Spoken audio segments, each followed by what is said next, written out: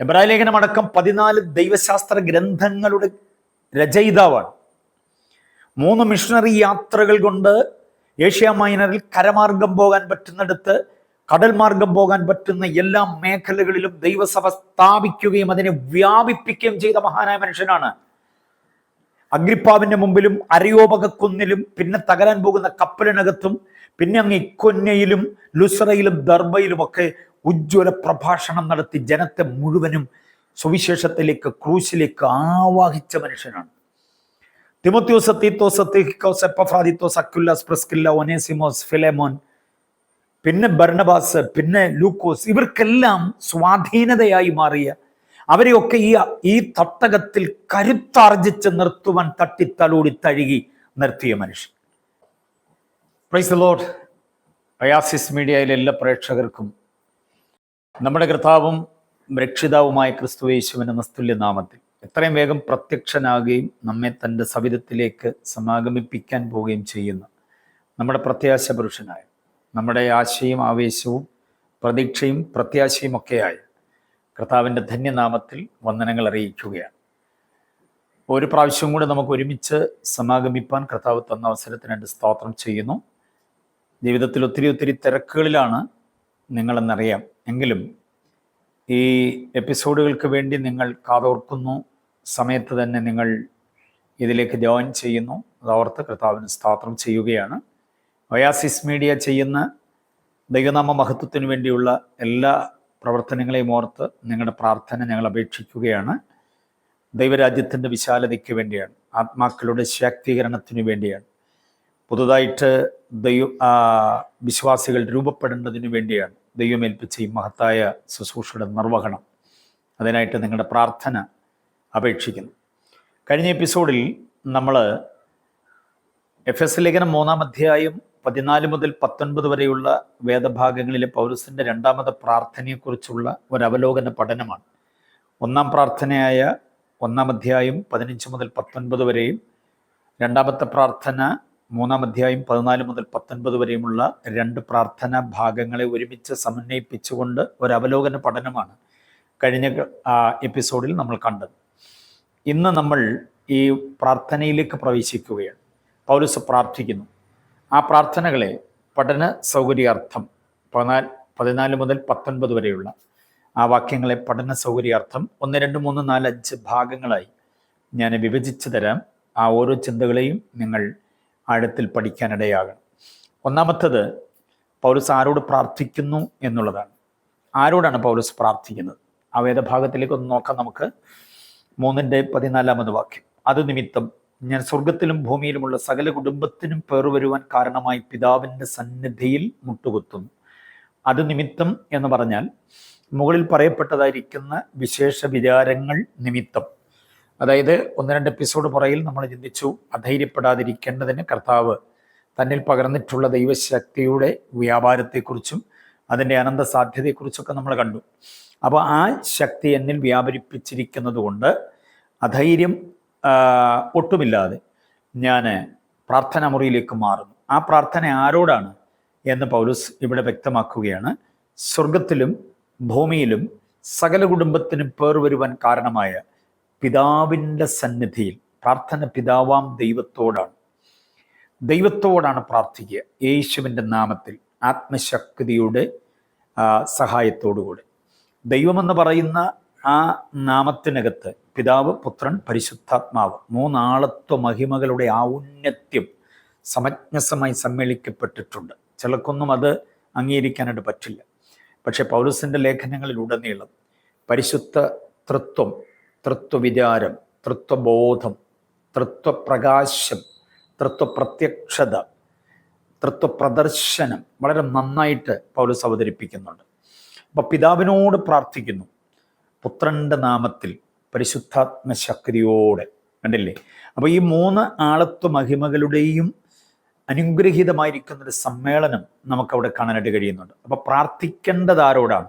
ഏതെങ്കിലും മനുഷ്യനോടോ, ഏതെങ്കിലും മൂർത്തിയോടോ, സങ്കല്പശക്തിയോടോ, ആവാഹനങ്ങളോടോ ഒന്നുമല്ല. പ്രാർത്ഥിക്കേണ്ടത് ദൈവത്തോട് തന്നെയാണ്. ആ ദൈവം പിതാവാം ദൈവമാണ്. ദൈവത്തെ പിതാവെന്ന് വിളിക്കുവാനുള്ള ബന്ധം എന്താണ്? ദൈവം എങ്ങനെയാണ് നമ്മുടെ പിതാവാകുന്നത്? ദൈവത്തിൻ്റെ പിതൃത്വം എന്ന് പറയുന്നത് വളരെ അനുഗ്രഹിക്കപ്പെട്ട ഒരു ആത്മീക വിഷയം തന്നെയാണ്. ഒന്നാമത്, ദൈവം എല്ലാറ്റിൻ്റെയും സൃഷ്ടിതാവാകയാൽ എല്ലാറ്റിനെയും സൃഷ്ടിച്ചത് ദൈവമാണ്. എല്ലാമൊന്നും സ്വന്തമായിട്ടുണ്ടായതാണെന്നൊക്കെ പഠിപ്പിക്കുന്ന പഠനങ്ങൾ വികലമായത് നിലവിലുള്ളപ്പോൾ ദൈവവചനം അംഗീകരിക്കുന്ന ഒരു വ്യക്തിയെ സംബന്ധിച്ചിടത്തോളം അവർക്ക് പറയാൻ കഴിയുന്ന ഒരു കാര്യം, സകലത്തെയും സൃഷ്ടിച്ചത് ദൈവമാണ്. എല്ലാം സൃഷ്ടിച്ചത്, ആകാശം, ഭൂമി, സമുദ്രം, അവയിലുള്ള സകലതും ഉണ്ടാക്കിയ ജീവനായ ദൈവം. ആ ദൈവം എല്ലാറ്റിനെയും സൃഷ്ടിച്ചതാകയാൽ ദൈവം എല്ലാറ്റിൻ്റെയും പിതാവാണ്, എല്ലാ സൃഷ്ടിജാലങ്ങളുടെയും പിതാവാണ്. ഇനി ദൈവത്തിൻ്റെ പിതൃത്വം നാം വീണ്ടും ചിന്തിക്കുമ്പോൾ ഈ ദൈവം യേശുവിൻ്റെ പിതാവാണ്.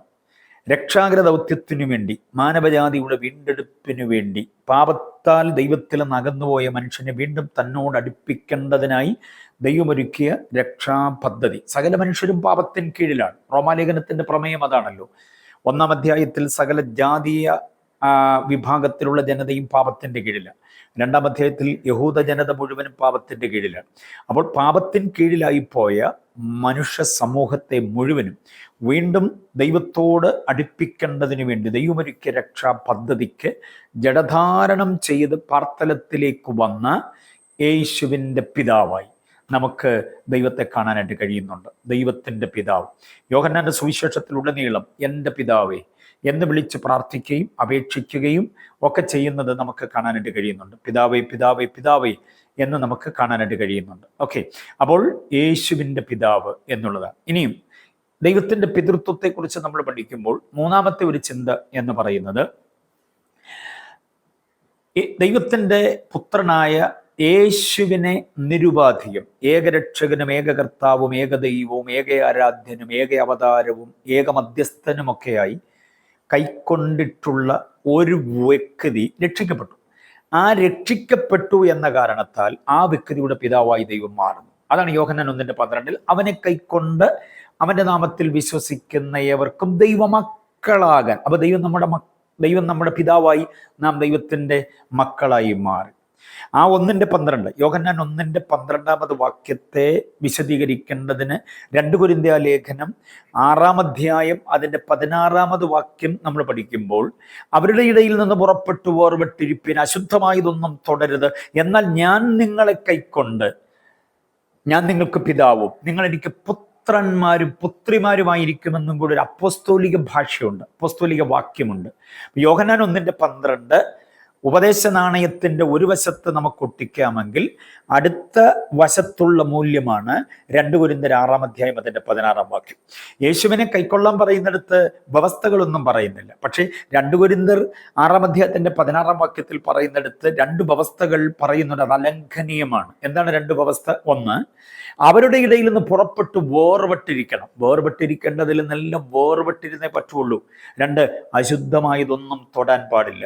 ഈ 2 കാര്യങ്ങൾ ആര് നിവർത്തിക്കുമോ അവരെ ദൈവം കൈക്കൊണ്ട് പുത്രന്മാരും പുത്രിമാരുമാക്കി മാറ്റുന്നു എന്നുള്ളതാണ്. നമ്മളെല്ലാവരും ദൈവത്തിൻ്റെ പുത്രന്മാരാ പുത്രിമാരാന്നൊക്കെ പറഞ്ഞ് നടക്കുമ്പോഴും ആ നടക്കുന്നതിൻ്റെ പ്രാഗൽഭ്യം എന്താ? ഞാൻ യേശുവിനെ കൈക്കൊണ്ടു എന്നുള്ള കാരണത്താലാണ്. അത് 1900 അല്ലെങ്കിൽ 2000 ഞാൻ യേശുവിനെ കൈക്കൊണ്ടതാ, എൻ്റെ രക്ഷിക്കപ്പെട്ട തീയതി ഇതാന്നൊക്കെ പറഞ്ഞ് നമ്മളൊരു തീയതി ഫ്രഷായിട്ട് തരാറുണ്ട്, അല്ലെങ്കിൽ ഒത്തിരി തുരുമ്പിച്ച ഒരു തീയതി നമ്മുടെ കയ്യിലുണ്ട്. അത് തെറ്റാണെന്ന് ഞാൻ പറയുന്നില്ല. പക്ഷെ വേറൊരു കാര്യമുണ്ട്, അത് നമ്മൾ കർത്താവിനെ കൈക്കൊണ്ട തീയതിയാണ്. പക്ഷെ കർത്താവ് നമ്മളെ എപ്പോഴാണ് കൈക്കൊണ്ടേ? കർത്താവ് എപ്പോഴാണ് നമ്മളെ കൈക്കൊണ്ടത്?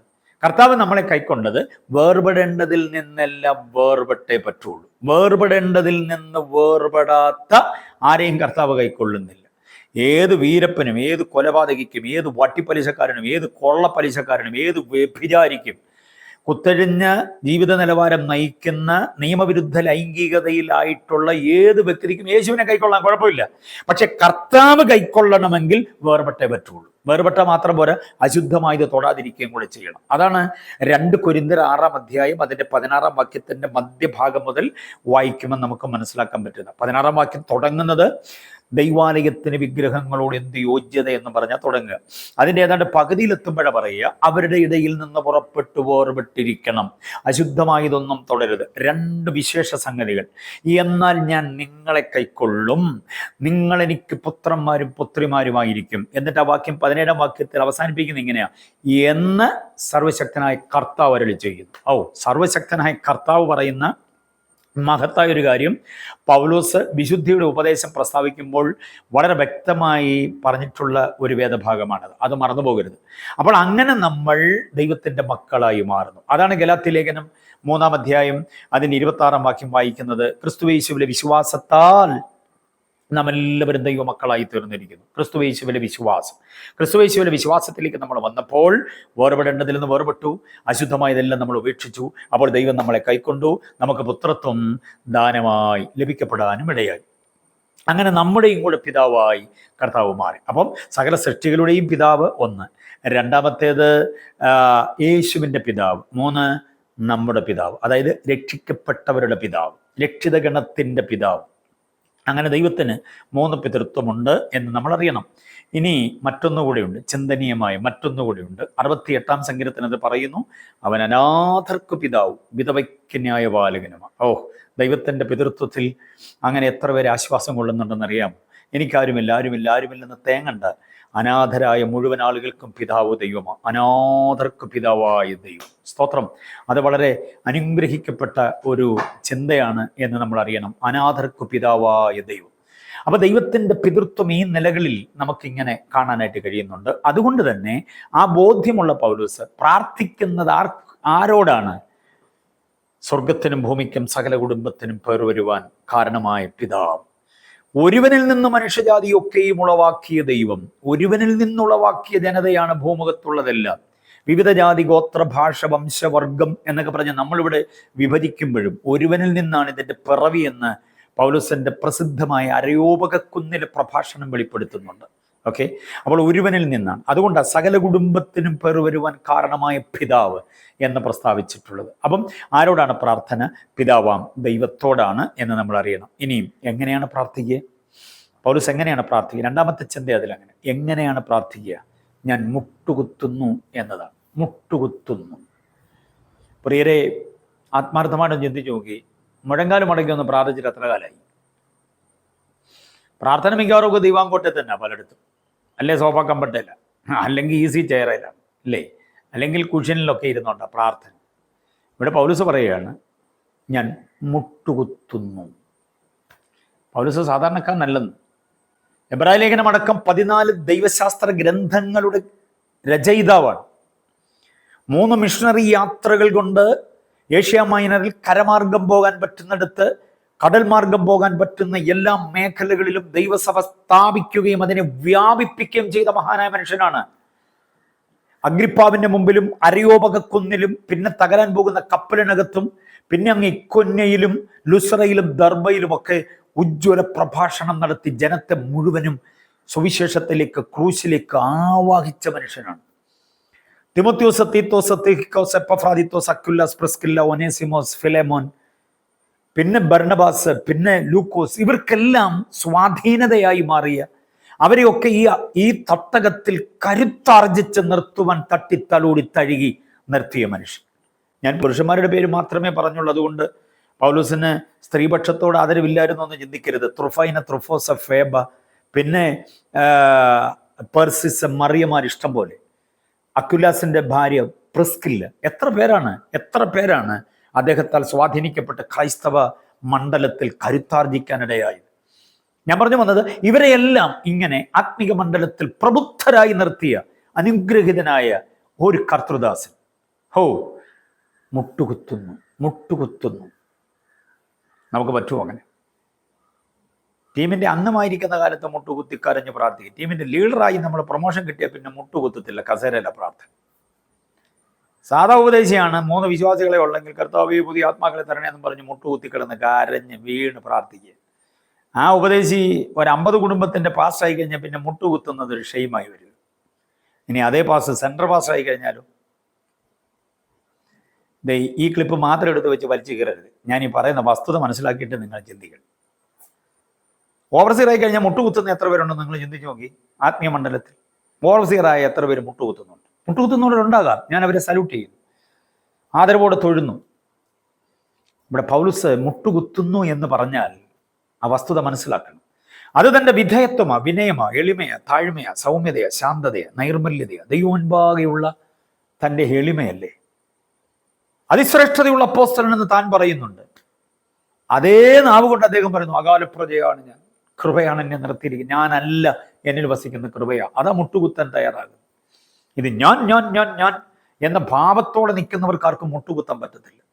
ഞാൻ ചോദിക്കുന്ന പൗലോസിനോട്, ഹലോ ദൈവദാസനെ, ഈ മുട്ടുകുത്താൻ അങ്ങേ പ്രേരിപ്പിച്ച ഘടകം എന്താ? അങ്ങ് മുട്ടുകുത്തി പ്രാർത്ഥിക്കുന്നു എന്ന് ഇവിടെ എഴുതിയിട്ടുണ്ടല്ലോ. അങ്ങ് മുട്ടുകുത്താൻ കാരണം എന്താ? ആരെ പഠിപ്പിച്ച്? റബ്ബിമാരും അങ്ങനെ മുട്ടുകുത്തി പ്രാർത്ഥിക്കാൻ ഞങ്ങൾ കണ്ടിട്ടില്ലല്ലോ. അപ്പോസ്തലന്മാരും അങ്ങനെ മുട്ടുകുത്തിയതായിട്ട് കേട്ടില്ലല്ലോ. താങ്കൾ മാത്രം ഈ മുട്ടുകുത്തി പ്രാർത്ഥിക്കുന്നു എന്ന് കേട്ടു. എന്താ അതിൻ്റെ പിന്നിലെ പ്രചോദനം? അദ്ദേഹം നമുക്ക് പഠിപ്പിച്ചു തരുന്ന ഒരു പാഠമുണ്ട്. ഗെത്സമനയിലേക്കൊന്ന് പോകാവൂ. പച്ചമണ്ണിൽ വീണ് കിടക്കുന്നൊരു മനുഷ്യനെ കാട്ടിത്തരാം. വരാനിരിക്കുന്ന ഭയാനകമായിരിക്കുന്ന ക്രൂശീകരണമെന്ന ദൗത്യം ഏറ്റെടുത്ത് അതിനകത്തൊന്ന് കുതറി മാറാതെ തോളിലേക്ക് വെച്ച് തരാൻ പോകുന്ന ഭാരമുള്ള കുരിശെടുത്ത് കളഞ്ഞിട്ട് ഏതെങ്കിലും വഴി ഇറങ്ങി ഓടാതെ ഇസഹാക്ക് മലയുടെ മുകളിലേക്ക് വിറക് ചുമടും കൊണ്ട് കയറുന്ന അതേ ലാഘവത്തോടുകൂടെ തന്നെ കുരിശുമെടുത്തുകൊണ്ട് ഗബഥ മുതൽ ഗോൽഗോഥ വരെ പോകേണ്ടതിനുള്ള ത്രാണി കിട്ടാൻ ഇരുന്ന് പ്രാർത്ഥിക്കുകയല്ല. ഒരു മരത്തെ ചാരി നിന്ന ഒരു കല്ലിൽ ഇരുന്ന് പ്രാർത്ഥിക്കുകയൊന്നുമല്ല, വീണ് കിടന്ന് പ്രാർത്ഥിക്കുന്ന ഒരുവനുണ്ട്. മർക്കോസ് 14-ാം അധ്യായം അതിൻ്റെ 35-ാം വാക്യം. വീണ് പ്രാർത്ഥിച്ചു, നിലത്ത് വീണ് പ്രാർത്ഥിച്ചു. സ്തോത്രം. അതാണ് എൻ്റെ മാതൃക എന്ന് പൗലോസ് പറഞ്ഞാൽ നിഷേധിക്കാൻ പറ്റുമോ? നമുക്ക് നിഷേധിക്കാൻ പറ്റുമോ? ആ മാതൃകയുടെ മുമ്പിൽ, ആ ഉദാത്തമായ, ഉന്നതമായ, ഉത്കൃഷ്ടമായ മാതൃകയുടെ മുമ്പിൽ നമിച്ചു പോവുകയാണ്. അതുകൊണ്ട് തന്നെ ഇപ്പോൾ പ്രാർത്ഥിക്കാമെന്ന് പറയുമ്പോൾ ഈ കസേരയിൽ ഇരിക്കാനൊന്നും തോന്നുന്നില്ല, കട്ടിലിരിക്കാൻ തോന്നുന്നില്ല, അറിയാതെ ഊർന്നങ്ങ് താഴോട്ട് വീണു പോവുകയാണ്.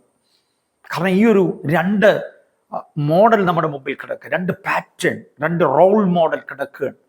ഒന്ന് യേശു ഗത്സമനയുടെ പച്ചമണ്ണിൽ, രണ്ട് എവിടാന്നറിയില്ല ഞാൻ മുട്ടുകുത്തുന്നു എന്ന് പ്രാർത്ഥിച്ച പൗലോസ്. ഈ രണ്ട് അതികായകന്മാർ രണ്ടുപേരും ഈ ഗുരുവിനെ പോലെ ആകുന്നത് ശിഷ്യന് മതി എന്ന് പറയുന്നത് ഈ കാര്യത്തിലും കൂടിയാണ്. പ്രഭാഷണത്തിലും അധ്യാപനത്തിലും മാത്രമല്ല, പ്രാർത്ഥനാ മുറിയിലും ആരാധനയിലെല്ലാം ഗുരുവിനെ പോലെ ആകാൻ പറ്റുക, യേശുവെ പോലെ ആകുക. അപ്പൊ കർത്താവ് വീണ് കിടന്നു എന്ന് നമ്മൾ വായിക്കുന്നു. മുട്ടുകുത്തി എന്ന് ലൂക്കോസ് പറയുന്നുണ്ട്, മർക്കോസ് പറയുന്നുണ്ട് വീണു, നിലത്ത് വീണു. എനിക്കതാ ഇഷ്ടം, എനിക്ക് ആ പ്രയോഗമാണ് ഇഷ്ടം, നിലത്ത് വീണു. ഈ ദിവസങ്ങളിലൊക്കെ ഞങ്ങൾ എല്ലാവരും കൂടി ഇങ്ങനെ, അത്യാവശ്യം പ്രായമുള്ളവർക്ക് മാത്രം ഇരിക്കാനുള്ള സംവിധാനമൊക്കെ ഉണ്ട്, ബാക്കി ഞങ്ങൾ ദേവദാസന്മാരെല്ലാം തറയെ വീണ് കിടക്കുക. അതൊരു വലിയ സന്തോഷം, ഒരു സംതൃപ്തിയാണ്. അങ്ങനെ വീണ് അല്പസമയം കിടന്നൊന്ന് കരയുകയൊക്കെ ചെയ്യുമ്പോൾ ഒരു വലിയ സംതൃപ്തിയോടെ എഴുന്നേൽക്കുക. കർത്താവ് വീണു എന്നുള്ള ഭാഗത്ത് ഞാനൊരു ചിന്ത ഒന്ന് തന്നോട്ടെ, നിങ്ങൾക്കത് പ്രയോജനമാകും. ആത്മീയ ജീവിതത്തിലും ശുശ്രൂഷയിലുമൊക്കെ പ്രയോജനമാകും. കർത്താവ് വീണ് എങ്ങനെ പ്രാർത്ഥിച്ചു എന്നുള്ളതാണ്. മുട്ടുകുത്തി. പൗലോസ് മുട്ടുകുത്തി. അത് ഗുരുവിനെ കണ്ടുപഠിച്ചതാണ്. ഗുരു പ്രാർത്ഥിച്ചത് വീണ് കിടന്നാണ്. 14-35 ഞങ്ങൾ വായിച്ചാൽ മതി. അവൻ നിലത്ത് വീണു. പിന്നെ അല്പം മുൻപോട്ട് എന്ന് നിലത്ത് വീണു എന്ന് നമ്മൾ വായിക്കുന്നു. ഓക്കെ, ആ വീണ് പ്രാർത്ഥിച്ച് കർത്താവ് എത്ര നേരം അങ്ങനെ വീണ് കിടന്നാൽ നമുക്കറിയില്ല. എത്രയോ നേരം വീണ് കിടന്നിട്ടുണ്ട്, കുറേ സമയം. കാരണം വരാനിരിക്കുന്ന ക്രൂശീകരണം എന്ന് പറയുന്ന ആ മഹാസംഭവത്തിൽ നിന്ന് ഉൾവലിഞ്ഞു പോകാതെ, അതിൻ്റെ കരുത്ത് നഷ്ടപ്പെടാതെ അത് നിർവഹിക്കേണ്ട വണ്ണം. കാരണം മുന്നെഴുതിയ പ്രവചനമുണ്ട്, അവനെ തകർത്ത് കളവാൻ യഹോവയ്ക്ക് ഇഷ്ടം തോന്നി. ആ തകർക്കപ്പെടൽ പ്രക്രിയ അതിൻ്റെ തനിമയോടെ പിതാവ് എന്താഗ്രഹിക്കുന്നു അതേപോലെ തന്നെ നിവർത്തിക്കേണ്ടതിനെ ഏൽപ്പിച്ചു കൊടുക്കുന്ന ആ പ്രക്രിയയ്ക്ക് ശക്തീകരണം വേണം. അതിനുവേണ്ടിയായി വീണ് കിടന്ന് പ്രാർത്ഥിക്കുന്നത്. അങ്ങനെ വീണ് കിടന്ന് കുറേ നേരം പ്രാർത്ഥിച്ചു കഴിഞ്ഞ് എഴുന്നേറ്റു. ഗത്സമനയുടെ മണ്ണിൽ എഴുന്നേറ്റ് ഉപ്പൂറ്റി ഉറപ്പിച്ച് നിന്നു. നേരം നന്നേ ഇരുട്ടി. ആ സമയത്താണ് ഉയർത്തിപ്പിടിച്ച പന്തവും കുന്തവും വാളും വടിയുമൊക്കെയായി ഒരു പറ്റം ആളുകൾ പരതി തെരഞ്ഞു വരിക. ഓരോ മരത്തിൻ്റെ ചുറ്റുമറവിലെല്ലാം അവരിങ്ങനെ പന്തം തെളിച്ചു പിടിച്ചു വരികയാണ്. ആരെങ്കിലും മറഞ്ഞിരിപ്പുണ്ടോ എന്ന് നോക്കി. ആ തെരഞ്ഞു പരതി വരുന്ന വരവിനെ കണ്ടിട്ട് പ്രാർത്ഥനയിൽ നിന്ന് എഴുന്നേറ്റ് നിന്ന കർത്താവ് അവരോട് തന്നെ അവർ ഉയർത്തിപ്പിടിച്ച പന്തത്തിന്റെ വെട്ടത്തിലേക്ക് കയറി നിന്ന് ചോദിച്ചു, ഹലോ, ആരെ തിരയുന്നു? ആരെയായി തിരയുന്നേ? അപ്പൊ പറഞ്ഞു, ഞങ്ങൾ യേശുവിനെ തിരയുന്നു. അത് ഞാൻ തന്നെ.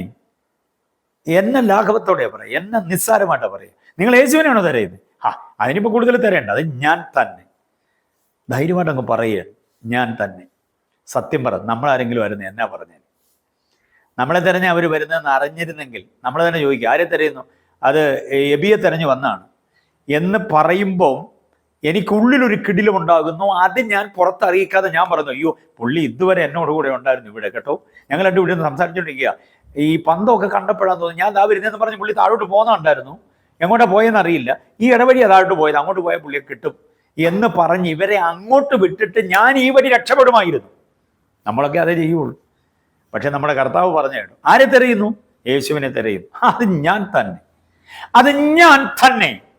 എനിക്ക് ആ ഞാൻ തന്നെ എന്നുള്ളത് പറയാൻ എൻ്റെ കണ്ടനാളത്തിന് കരുത്തില്ലാത്തത് കൊണ്ട് ഞാനത് സാധാരണ രീതിയിൽ അങ്ങ് പറയാം. സാധാരണ രീതിയിലല്ല അത് പറയണത്. കാരണം അവിടെ സംഭവിച്ച അനന്തര സംഭവം മനസ്സിലാക്കുമ്പോഴാണ് ഈ ഞാൻ എന്നുള്ളത് സാധാരണ രീതിയിലല്ല പറയേണ്ടത് നമുക്ക് മനസ്സിലാകുന്നത്. എന്താ അവിടെ സംഭവിച്ചെന്നറിയാമോ? ഞാൻ തന്നെ എന്നവർ പറഞ്ഞ മാത്രയിൽ ആയുധധാരികളായി അവർ മുഴുവനും നിലത്ത് വീണുപോയി. അത് വായിക്കുന്ന എവിടെ നിന്നറിയാം? മർക്കോസ് എഴുതിയിട്ടില്ല അങ്ങനെ. യോഹന്നാൻ 18:6 അത് ഞാൻ തന്നെ എന്ന് അവൻ അവരോട് പറഞ്ഞപ്പോൾ അവർ പിൻവാങ്ങി നിലത്ത് വീണുപോയി. എന്നെ ശ്രദ്ധിക്കുന്ന പ്രിയപ്പെട്ടവരെ, താങ്കളോട് എൻ്റെ ചോദ്യം, ഇതുവരെ നിലത്ത് വീണ് കിടന്നാരാ?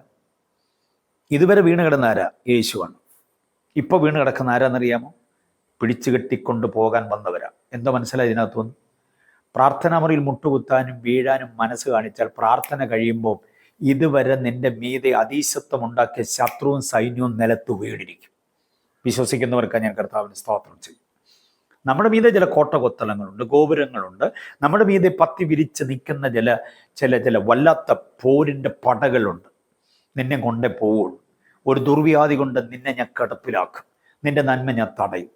നിന്നെ ഞാൻ മുൻപോട്ട് വിടത്തില്ല. നീ പ്രസംഗിച്ചതൊക്കെ മതി, നീ പഠിപ്പിച്ചത് മതി, ഇത്രേ ഉള്ളൂ. നീ ഇനി എഴുന്നേൽക്കത്തില്ല, നീ ഇനി അതുവഴി യാത്ര ചെയ്യത്തില്ല, നീ ഇനി ബസ്സിൽ കയറത്തില്ല, നീ ഇനി കാറിൽ പോവുകയില്ല, നീ ഇനി ഫ്ലൈറ്റിൽ കയറത്തില്ല എന്നൊക്കെ പറഞ്ഞ് അവകാശം ഉന്നയിക്കുന്ന ചില പോരാട്ടങ്ങളുണ്ട്. നിന്നെ ഞാൻ ഒടുക്കാൻ പോവുകയാണ് എന്നൊക്കെ പറഞ്ഞ് നിൽക്കുന്ന ചില പോരുകളുണ്ട്. പക്ഷെ പ്രാർത്ഥനാ മുറിയിലൊന്ന് നിരത്ത് വീഴാൻ പറ്റുമോ? ശോഭ കമ്പണ്ടേ നാറ്റി ഒന്ന് ഇറങ്ങാൻ പറ്റുമോ താഴോട്ട്? ശാരീരിക പ്രശ്നമൊക്കെ ഉണ്ടെന്ന് എനിക്കറിയാം, സന്ധിവാദം അത് ഇതൊക്കെ ഉണ്ട്. അല്പസമയത്തേക്കെങ്കിലും അത് മറന്ന് മുഴങ്കാലൊന്ന് മടക്കാൻ പറ്റുമോ? ഈ മുഴങ്കാൽ മുടക്കി തന്നെ പ്രാർത്ഥിക്കണമെന്ന് എവിടെ പാസ്റ്ററെ വാക്യമെന്നൊക്കെ ചോദിച്ചാൽ ഞാൻ കൊഴിഞ്ഞു പോകത്തുള്ളൂ. അങ്ങനെ ഒരു വാക്യമൊന്നുമില്ല. പക്ഷേ യേശു കാണിച്ച ഒരു മാതൃക എനിക്കിവിടെ ഉയർത്തിക്കാട്ടാനുണ്ട്. നമ്മുടെ നാഥന്, നമ്മുടെ ഗുരുവൻ, നമ്മുടെ പ്രാണനാഥൻ, സർവാധികാരിയായവൻ, മഹോന്നതനായവൻ. കൊലോസ്യ ലേഖനം 1:17 പറയുന്നത് അവൻ സർവത്തിനും മീതെ ദൈവമാണ്. റോമർ 9:5 പറയുന്നത് അവൻ സർവത്തിനും മീതെ. കൊലോസ്യർ പറയുന്ന അവൻ സർവത്തിനും മുൻപേ. മനസ്സിലായില്ലേ? തീത്തോസ് 2:12 പറയുന്ന അവൻ മഹാദൈവമാണ്. വെളിപ്പാട് 1:8 പറയുന്നത് അവൻ സർവശക്തനായ ദൈവമാണ്. 1 യോഹന്നാൻ 5:20 പറയുന്നത് അവൻ സത്യദൈവമാണ്. ഇങ്ങനൊക്കെ വിശേഷതകൾ ഏറെയുള്ള കർത്താവാണ് പച്ച മണ്ണിൽ വീണ് കിടക്കുന്നത്. അങ്ങനാണെങ്കിൽ സാധുക്കളായി നമുക്കൊന്ന് വീണാൽ എന്നാ കുഴപ്പം? ഒന്ന് വീണ് പ്രാർത്ഥിക്കാൻ പറ്റുമോ? മുട്ടുകുത്തി ഒന്ന് പ്രാർത്ഥിക്കാൻ പറ്റുമോ? വിടുതൽ എന്നാണ് ഞാൻ പറഞ്ഞത്. അത്ഭുതകരമായ വിടുതൽ. ഉയർന്നു നിൽക്കുന്ന ചിലതൊക്കെ ആടപടലെ തറ വീഴും. നമുക്ക് അത്ഭുതകരമായിരിക്കുന്നൊരു വിടുതൽ ഉണ്ടാകാനിടയാകും. പോരാട്ടങ്ങൾ അനവധിയാണ്, വന്നോട്ട പോരുകൾ. പക്ഷേ നാം കരുത്താർജിക്കും, വീണ് പ്രാർത്ഥിക്കണം. അപ്പോൾ ഒന്ന്, പ്രാർത്ഥന ആരോടായിരുന്നു? പിതാവിനോടായിരുന്നു പ്രാർത്ഥന. 2, എങ്ങനെയായിരുന്നു? മുട്ടുകുത്തിയാണ് പ്രാർത്ഥിച്ചത്. 14ാമത് വാക്യം. അടുത്തത്, എന്തിനു വേണ്ടിയായിരുന്നു പ്രാർത്ഥന? എന്തിനു വേണ്ടിയാണ് പ്രാർത്ഥന? നമ്മളെത്ര സാവകാശം ഒന്ന് ചിന്തിക്കേണ്ടതായിട്ടുണ്ട്. 16ാമത് വാക്യത്തിലേക്ക് നമ്മൾ വരുമ്പോഴാണ് എന്തിനു വേണ്ടിയായിരുന്നു പ്രാർത്ഥന എന്ന് നമുക്ക് മനസ്സിലാക്കാൻ പറ്റും. എന്തിനു വേണ്ടിയായിരുന്നു പ്രാർത്ഥന? പ്രാർത്ഥന എന്തിനു വേണ്ടി എന്ന് ചോദിക്കുമ്പോൾ ആന്തരിക ശാക്തീകരണത്തിന് വേണ്ടി, ക്രിസ്തുവാധിവാസത്തിനു വേണ്ടി, സ്നേഹത്തിൽ വേരൂന്നാൻ, സ്നേഹത്തിൽ അടിസ്ഥാനപ്പെടേണ്ടതിനു വേണ്ടി, സ്നേഹത്തെ ആഴത്തിൽ അറിയേണ്ടതിനു വേണ്ടി, എല്ലാ നിറവും നേടേണ്ടതിനു വേണ്ടി, പരിജ്ഞാനത്തെ കവിയുന്ന ക്രിസ്തുവിൻ്റെ സ്നേഹത്തെ ആഴത്തിൽ അറിയാൻ. എത്ര വിഷയങ്ങൾ അടുക്കി അങ്ങോട്ട് വെക്കുക. നമ്മൾ പ്രാർത്ഥിക്കുന്ന വിഷയവും പൗലോസ് പ്രാർത്ഥിച്ച ഈ വിഷയവും കൂടെ തമ്മിലൊന്ന് താരതമ്യം ചെയ്ത് നോക്കി. നമ്മൾ എന്തിനാ പ്രാർത്ഥിക്കുന്നത്? സത്യത്തിൽ 21 ദിവസം പ്രാർത്ഥനയാ പാസ്റ്ററെ എന്ന് പറയും. 21 ദിവസം എന്തോ പ്രധാന വിഷയം? പല്ലുവേദന, തലവേദന, നട്ടലുവേദന, വീക്കം, താക്കം, മുട്ടൽ, ചതവ്, പൊള്ളൽ. ഇതിനൊക്കെ വേണ്ടി 21 ദിവസം നിരാകാരം ഇരിക്കുക. അതിനൊന്നും പ്രാർത്ഥിച്ചില്ലെങ്കിൽ അതൊക്കെ മാറുമെന്നേ. പക്ഷെ പ്രാർത്ഥിക്കേണ്ടത് അതിനു വേണ്ടിയൊന്നുമല്ല. ഈ പറയപ്പെട്ട ചില വിഷയങ്ങളാണ്. അതിൽ 1, 2, 3, 4 എന്ന് നമ്മൾ അക്കമിട്ട് ചിന്തിക്കേണ്ടതായിട്ടുണ്ട്. ഒന്ന്, ആന്തരിക ശാക്തീകരണം. കഴിഞ്ഞ എപ്പിസോഡിൽ ഞാൻ പറഞ്ഞു, ആന്തരിക ശാക്തീകരണം. നമ്മളെ ഒതുക്കാൻ വേണ്ടി ശ്രമിക്കുന്ന ചില പ്രതിസന്ധികളുണ്ട്. ലഭിക്കപ്പെട്ട ശുശ്രൂഷയുടെ സുഗമമായ നിർവഹണത്തിന് നമ്മെ മുൻപോട്ട് വിടാതെ പ്രതിരോധം തീർക്കുന്ന ചില പോരുകളുണ്ട്. ഇതിനെല്ലാം അതിജീവിക്കാൻ നമുക്ക് അകത്ത് ശക്തി കിട്ടിയേ പറ്റും. വിശ്വസിക്കുന്നവർക്ക് വേണ്ടി വ്യാപരിക്കുന്നവന്റെ ശക്തിയുടെ അളവറ്റ വലിപ്പം, ദ എക്സീഡിങ് ഗ്രേറ്റ് പവർ. അതാണ് എഫെസ്യർ 1:19. ലേഖനം തുടങ്ങുമ്പോഴേ ശക്തിയുടെ സവിശേഷത പറഞ്ഞോളാം തുടങ്ങുക. ഇനി ലേഖനം ഒടുങ്ങുമ്പോൾ നോക്കിക്കേ 6:10. എഫെസ്യർ ലേഖനം 6:10. നമ്മൾ അവിടേക്കൊക്കെ വരുന്നതേ ഉള്ളൂ. കർത്താവ് അനുവദിച്ചാൽ നമ്മൾ അവിടേക്ക് എത്തണം, പുനരാഗമനം വൈകുന്നെങ്കിൽ. ഓക്കെ, ഈ പറഞ്ഞു വന്നതുപോലെ തന്നെയാണ്. വയാസീസ് തീർന്നു. വയാസീസിന് ഒരു ദുർവ്യാധി പിടിച്ചു, അത് തീർന്നെന്നൊക്കെ പറഞ്ഞ പുള്ളികളുണ്ട്. പക്ഷേ കർത്താവ് നമ്മളെ പിന്നെയും കൊണ്ടുവരിക. 6:10 നമ്മൾ വരും. 6:10 ലേഖനം തുടങ്ങിയപ്പോൾ 1:10 പറയുന്നു വിശ്വസിക്കുന്നവർക്ക് വേണ്ടി വ്യാപരിക്കുന്ന ഒരു ശക്തി. 6:10 പറയുന്നത് കർത്താവിലും അവന്റെ അമിത ബലത്തിലും ശക്തിപ്പെടണം. ആ ശക്തിയാണ് കർത്താവ് നമ്മളെക്കുറിച്ച് ആഗ്രഹിക്കുന്നത്. അപ്പൊ ആ ആന്തരിക ശക്തി നമ്മുടെ അകത്തങ്ങ് നിറയണം. ആന്തരിക ശക്തി അത് നമ്മിലങ്ങോട്ട് നിറഞ്ഞിട്ട് വെല്ലുവിളികളെ അതിജീവിക്കാൻ കഴിയണം. വെല്ലുവിളികളെ അതിജീവിക്കുക മാത്രമല്ല, നമ്മളെ ഏൽപ്പിച്ച ശുശ്രൂഷയുടെ സുഗമമായ നിർവഹണം. എന്നെ കേൾക്കുന്ന ഒത്തിരി അഭിഷക്ത ദൈവദാസന്മാരുണ്ട്. എനിക്കറിയാം, ഞാൻ ഈ ശുശ്രൂഷയ്ക്കൊക്കെ പോകുന്ന പലയിടങ്ങളിലും സാറേ ഒയാസിസിന്റെ ബാക്കി കിട്ടിയില്ലല്ലോ, എഫെസ്യ ലേഖനത്തിന്റെ ബാക്കി കിട്ടിയില്ലോ എന്നൊക്കെ ദൈവദാസന്മാരാണ് ചോദിക്കാറുള്ളത്. സ്വോത്രം. ഞാൻ പറഞ്ഞല്ലോ, കഴിഞ്ഞ എപ്പിസോഡിൽ പറഞ്ഞു, ചില സാങ്കേതിക കാരണങ്ങൾ കൊണ്ട് പറ്റിപ്പോയതാണ്. അതിനി അങ്ങനെ സംഭവിക്കത്തില്ല. കർത്താവ് ഇതിനെ തുടർമാനമായിട്ട് കൊണ്ടുപോകും. കർത്താവിൽ തുടങ്ങിയതാണല്ലോ, അതുകൊണ്ട് ഇത് അന്യം വന്ന് പോകത്തൊന്നുമില്ല, തുടരും. അപ്പം ഞാൻ പറഞ്ഞു വന്നത്, ചില ദൈവദാസന്മാർ തന്നെയാണ് ചോദിക്കുക, എഫെസ്യ ലേഖനത്തിന്റെ ബാക്കി ഞങ്ങൾക്ക് വേണമല്ലോ, വേറെ എവിടെയെങ്കിലും കിട്ടുമോ എന്നൊക്കെ എന്നോട് ചോദിക്കാറുണ്ട്. അതുകൊണ്ട് ഞാൻ പറഞ്ഞത്, കുറേ അഭിഷക്ത ദൈവദാസന്മാർ എന്നെ ശ്രദ്ധിക്കുന്നുണ്ടെന്ന് എനിക്കറിയാം. ഞാൻ നിങ്ങളോടായിട്ടൊരു ആലോചന പറയുകയാണ്. ഞാനൊരു പ്രവാചകനൊന്നുമല്ല, പക്ഷേ ഇത് പറഞ്ഞു വന്ന കൂട്ടത്തിൽ നിങ്ങളോട് പറയാൻ കർത്താവ് എന്നെ നിർബന്ധിക്കുന്ന ഒരു കാര്യം ഞാൻ പറയാം. താങ്കൾ ഇതുവരെ ചെയ്ത പ്രസംഗത്തിൽ ഏറ്റവും നല്ലത് ചെയ്തിട്ടില്ല, ഇനി ചെയ്യാനിരിക്കുന്നതേ ഉള്ളൂ. താങ്കൾ ഒത്തിരി പ്രസംഗം നടത്തിയിട്ടുണ്ട്, ഒത്തിരി ക്ലാസ് എടുത്തിട്ടുണ്ട്, ഒത്തിരി ശുശ്രൂഷ പ്രിസൈഡ് ചെയ്തിട്ടുണ്ട്. പക്ഷെ അതിൽ ഏറ്റവും നല്ലത് ഇനി വരാനിരിക്കുന്നതേ ഉള്ളൂ. നിലത്തൊന്ന് മുട്ടുകുത്താവോ? ഈ ആന്തരിക ശാക്തീകരണം ഒന്ന് പ്രാപിക്കാമോ? ഇതുവരെ ജനം കണ്ടിട്ടില്ലാത്ത ഒരു പ്രഭാഷകനെ താങ്കളിൽ കാണും. ഈ അറിവ് എവിടെ നിന്നായിരുന്നു? ഇത് ഇത്രയും നാൾ എവിടെ വെച്ചിരിക്കുകയായിരുന്നു? ഇങ്ങനൊരു രൂപത്തിൽ കണ്ടിട്ടില്ലല്ലോ. ഇങ്ങനൊരു ശുശ്രൂഷയുടെ ആ അവതരണം ഇത് ഞങ്ങൾ ഇതുവരെ അനുഭവിച്ചിട്ടില്ലല്ലോ. ശുശ്രൂഷിക്കുന്ന ഇടവകയിലെ ജനങ്ങൾ തന്നെ പറയത്തക്ക നിലയിൽ വേറൊരു തലത്തിലേക്ക് ദൈവം കൊണ്ടുവരും. നിങ്ങൾ വിശ്വസിക്കുന്നുണ്ട്, നിങ്ങൾ സ്തോത്രം പറയുന്നുണ്ടെന്നൊക്കെ എനിക്കറിയാം. പ്രിയരെ, എൻ്റെ അനുഭവം കൂടെ ഞാൻ പറയാം. ഞാൻ ആ വാചകം ഞാനും കൂടെ ഏറ്റെടുത്തുകൊണ്ട് അനുഭവിച്ചുകൊണ്ട് പറയുക. നമ്മൾ ഇതുവരെ ചെയ്ത ശുശ്രൂഷയല്ല ഏറ്റവും മെച്ചമായി. ഒരുപക്ഷെ നമ്മൾ കോഴിക്കോട് ചെയ്തത്, കോഴഞ്ചേരി ചെയ്തത്, കോയമ്പത്തൂർ ചെയ്തത്, കോട്ടയത്ത് ചെയ്തത്, അങ്ങ് കളിക്കവള ചെയ്തതെന്നൊക്കെ പറഞ്ഞ് നമുക്ക് ഓർമ്മയിൽ, നമ്മുടെ ഓർമ്മ മണ്ഡലത്തിൽ തിളങ്ങി നിൽക്കുന്ന ചില ശുശ്രൂഷയുടെ സന്ദർഭങ്ങളുണ്ട്, ഇല്ലെന്ന് ഞാൻ പറയുന്നില്ല. പക്ഷെ അതിലൊക്കെ മെച്ചമായി ഇതിൽ വരാനിരിക്കുന്നേ ഉള്ളൂ. പക്ഷെ അതിന് 2 കാര്യം വേണം. 1, മുട്ടുകുത്തണം. 2, പ്രാപിക്കണം. ആന്തരിക ശാക്തീകരണം പ്രാപിക്കണം. അപ്പൊ പൗലോസ് പ്രാർത്ഥിക്കുന്നത് ആന്തരിക ശാക്തീകരണത്തിന് വേണ്ടിയാണ്. അടുത്തത്, ക്രിസ്തുവാധിവാസം. ക്രിസ്തു നിങ്ങളിൽ വാസം ചെയ്യേണ്ടതിന്. അതാണ് ആ വാക്യം. നോക്കിക്കേ, 16ാമത് വാക്യം. അവൻ തന്റെ മഹത്വത്തിന്റെ ധനത്തിനൊത്തവണ്ണം അവന്റെ ആത്മാവിനാൽ നിങ്ങൾ അകത്ത മനുഷ്യനെ സംബന്ധിച്ച് ശക്തിയോടെ ബലപ്പെടേണ്ടതിന് ക്രിസ്തു വിശ്വാസത്താൽ നിങ്ങളുടെ ഹൃദയങ്ങളിൽ വസിക്കേണ്ടതിന്. 17ാമത് വാക്യം അതാ. ക്രിസ്തു വിശ്വാസത്താൽ നമ്മുടെ ഹൃദയങ്ങളിൽ വസിക്കണം. ക്രിസ്തുവാധിവാസമുണ്ടോ? അതേറ്റവും പ്രധാനമായൊരു കാര്യമാണ്. ക്രിസ്തുവാധിവാസം. എന്താ ക്രിസ്തുവാധിവാസം? Christ centred life. Not with Christ but in Christ. ക്രിസ്തുവിനോട് കൂടെ അല്ല നമ്മുടെ ക്രിസ്തീയ ജീവിതം, പകരം ക്രിസ്തുവിൽ ആണ്. അതാണ് ക്രിസ്തു നിങ്ങളിൽ വസിക്കുക. എം ഇ ചെറിയാച്ചൻ സാർ നമ്മളെ കൊണ്ട് പാടിപ്പിച്ചൊരു പാട്ടുണ്ട്, ഞാനിനി അവനിലും അവനിനി എന്നിലും. അതാണ് ക്രിസ്തു ലയന ബന്ധം, അതാണ് യഥാർത്ഥ ക്രൈസ്തവീകത. അത് നമ്മിൽ ഉണ്ടാകാൻ പറ്റണം. യോഹന്നാന്റെ സുവിശേഷം 15:7 എനിക്ക് ഓർമ്മ വരുന്നത്. നിങ്ങൾ എന്നിലും എൻ്റെ വചനം നിങ്ങളിലും വസിക്കണം. ഈ ഒരു ആത്മലയനം, അത് യഥാർത്ഥ ആത്മീയതയാണ്. അങ്ങനെ ഒരു ലയനത്തിലായ ഒരു വ്യക്തി ആർക്കാ പിടിച്ചു മാറ്റാൻ പറ്റുക? അങ്ങനെ ഒരു ലയനത്തിലായ വ്യക്തി ആർക്കാ വിഘടിപ്പിക്കാൻ പറ്റുക? ലോകത്തിനോ ആഴത്തിനോ വന്നതിനോ വരാനുള്ളതോ ഉയരത്തിനുള്ളതോ ഒന്നിനും. മനസ്സിലായില്ലേ? പട്ടിണിക്കോ ആപത്തിനോ വാളിനോ നഗ്നതയ്ക്കോ ഒന്നിനും നമ്മെ വിഘടിപ്പിക്കാൻ പറ്റില്ല. കാരണം നാമും ക്രിസ്തുവും തമ്മിൽ ആന്തരിക ലയന ബന്ധത്തിൽ ആയിത്തീർന്നു. അതിനുവേണ്ടി പൗലോസ് പ്രാർത്ഥിക്കുന്നു. ക്രിസ്തുവിനോട് കൂടെയുള്ള കുറെ വിശ്വാസികളെ പൗലോസ് കണ്ട് പരിചയിച്ചിട്ടുണ്ട്, പഴകിയിട്ടുണ്ട്. അവരോട് പറയുക, ക്രിസ്തുവിനോട് കൂടെയല്ല കുഞ്ഞെ, ക്രിസ്തു നിങ്ങളിൽ വാസം ചെയ്യണം. ദൈവത്തിന്റെ പരിശുദ്ധാത്മാവ് നമ്മിൽ അധിവസിക്കണം. അപ്പോൾ തന്നെ ക്രിസ്തു നമ്മിൽ അധിവാസം ചെയ്യണം.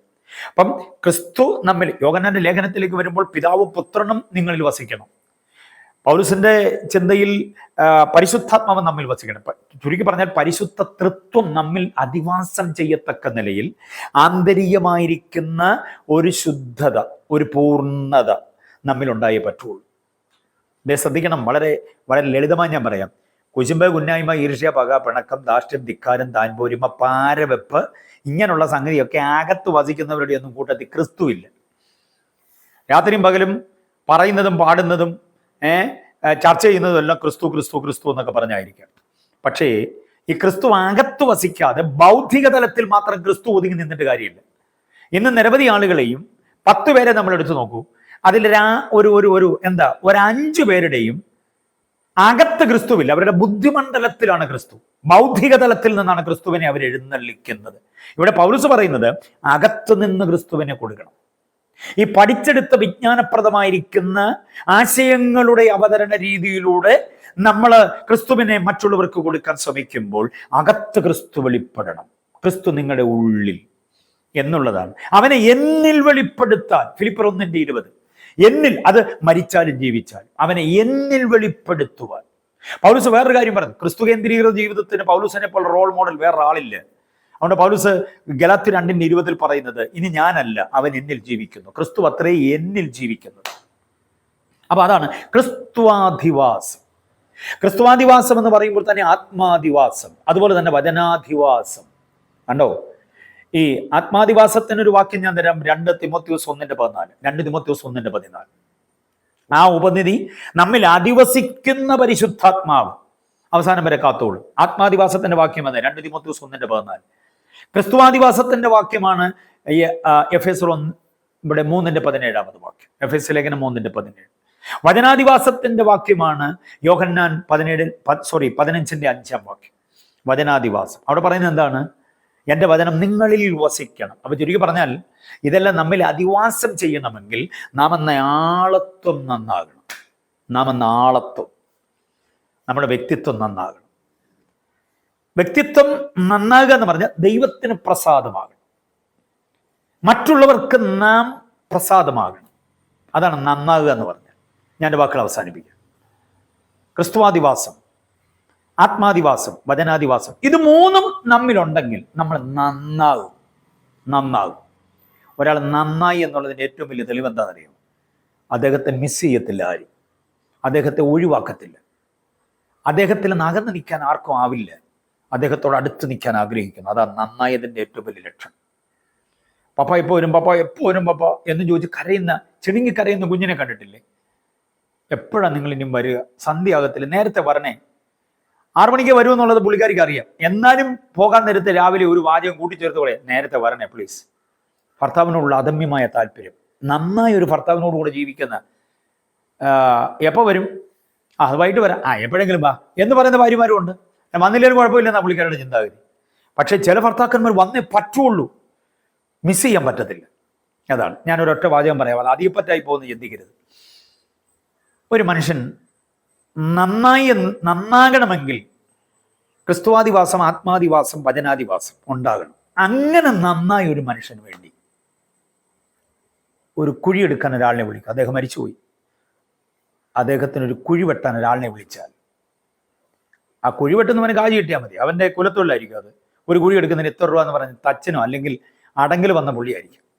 പക്ഷെ നിങ്ങൾ സൂക്ഷിച്ച് നോക്കി, നന്നായ ഒരുവിന് വേണ്ടി, നന്നായി എന്ന് ഞാൻ പറയുന്നത് ശരീരത്തിന് നന്നായല്ല, ചുറ്റുവണ്ണം വണ്ണം പൊക്കമല്ല ഞാൻ പറയുന്നത്, സ്വഭാവം കൊണ്ട്, ക്രിസ്തുവാദിവാസം കൊണ്ട്, ആത്മാദിവാസം കൊണ്ട്, വചനാദിവാസം കൊണ്ട് നന്നായ ഒരു വ്യക്തി മരണപ്പെട്ടാൽ ആ വ്യക്തിക്ക് വേണ്ടി കുഴിയെടുക്കുന്നവനെ നിങ്ങൾ ശ്രദ്ധിച്ചു നോക്കണം. മണ്ണായമുള്ള നല്ല കാപ്പിപ്പൊടി മണ്ണാണ്, വെട്ടിയെടുത്ത് കളച്ച് കുഴി ഒരുക്കിയിട്ട് പോയാൽ മതി. അങ്ങനെ മണ്ണായമുള്ള സ്ഥലത്തും അദ്ദേഹത്തിന് പണി മുമ്പോട്ട് കൊണ്ടുപോകാൻ പറ്റുന്നില്ല. കൂടെ കൂടെ അദ്ദേഹം കണ്ണ് തുളയ്ക്കുന്നുണ്ട്. നമ്മൾ ചിന്തിക്കുന്ന മണ്ണ് തെറിച്ചിട്ടായിരിക്കുന്നു, അല്ല, കണ്ണ് നിറഞ്ഞിട്ട് അദ്ദേഹത്തിന് ജോലിയിൽ മുമ്പോട്ട് പോകാൻ പറ്റും. നമുക്ക് വേണ്ടി കുഴി വെട്ടാൻ വന്നവന് നമുക്ക് വേണ്ടി കരയുന്നുണ്ടെങ്കിൽ നമ്മൾ നന്നായി എന്നുള്ളതാണ് അതിൻ്റെ അർത്ഥം. ചില മരണ വീട്ടിലൊക്കെ ചെന്നാൽ എന്നെ വരൾച്ചയെന്നറിയോ, ഏങ്ങലടിക്കാൻ പോലും ആരുമില്ല, വല്ലാത്തൊരവസ്ഥയാണ്. പോയല്ലോ എന്നുള്ള സന്തോഷത്തിൽ ഡെഡ് ബോഡി ഇവിടെ വെച്ചിട്ട് പാട്ടും പ്രാർത്ഥന ഇവിടെ നടക്കുമ്പം അപ്പുറത്ത് ഭക്ഷണ പദാർത്ഥങ്ങൾ വിളമ്പുകയും കഴിക്കുകയും ചെയ്യുന്ന ആളുകളുണ്ട്. ബൊഫെ സർവീസ് അവിടെ നടക്കുന്നുണ്ട്. മരണം അവർക്ക് വലിയ വിഷയമൊന്നുമല്ല. അപ്പം നന്നായ ഒരു വ്യക്തിയെ വിട പറയാൻ നമുക്ക് പറ്റുന്നില്ല. അതാണ് ഇതിൻ്റെ വസ്തുത. ഇങ്ങനെ ആളത്വം മഹിമയോടെ വെളിപ്പെടണമെങ്കിൽ ക്രിസ്തുവാദിവാസം, വചനാദിവാസം, അതുപോലെ ആത്മാദിവാസം, ഇത് മൂന്നും കൂടെ ഒരുമിച്ച് സമന്വയിക്കണം. പൗലോസിന്റെ പ്രാർത്ഥനയിലെ 2 ചിന്തകളാണ് നമ്മൾ ചിന്തിച്ചത്. ബാക്കി കർത്താവ് അനുവദിച്ചാൽ അടുത്ത എപ്പിസോഡിൽ നമുക്ക് ചിന്തിക്കാം. God bless you. Thank you.